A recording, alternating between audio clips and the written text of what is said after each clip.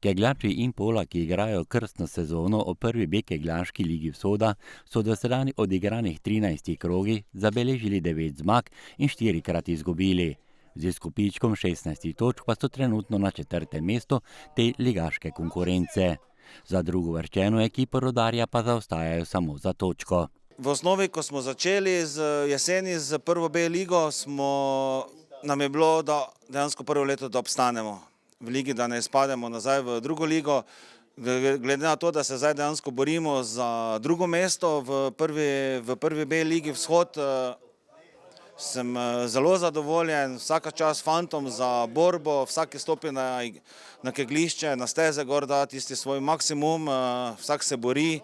V 13. igralnem dnevu so Impoljčani na domačem kegljišču gostili ekipo Radenske. S pogledom na lestvico Impol 4., Radenska 10. bi lahko pričakovali, da bo to lahek zalogaj za gostitelje. Vendar tekma je pokazala svoj obraz. Dober uvod v tekmo se je na koncu izkazal za zmagovalno kombinacijo.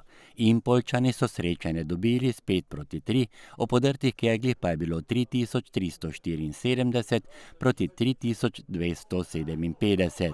Zmaga z razliko 117 kegljev je torej ostala doma. Na začetku prvi blok igralca, ki sta bila gori, sta dejansko odigrala svoje, naredila sta razliko.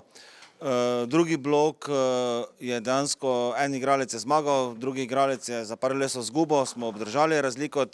Tretji blok sta oba dva igralca dejansko žal nista dobila točke, sta pa obdržala kegle. Ekipa Radenske je v Slovensko Bistrico prišla po zmago. Na koncu pa so športno priznali premoč domači zasedbi.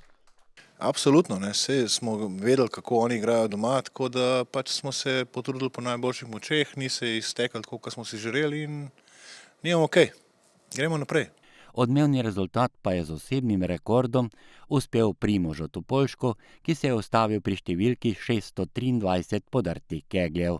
Seveda, danes je bilo fajn, najbolj mi je padalo pri drugi stezi, sem imel 172 kegljev in to je bilo vrhunsko. Upam, da bo tako naprej. V naslednjem 14. krogu, ki bo odigran 1. marca, bodo Impoljčani igrali v gosteh in to z Lokomotivo 1 v Mariboru.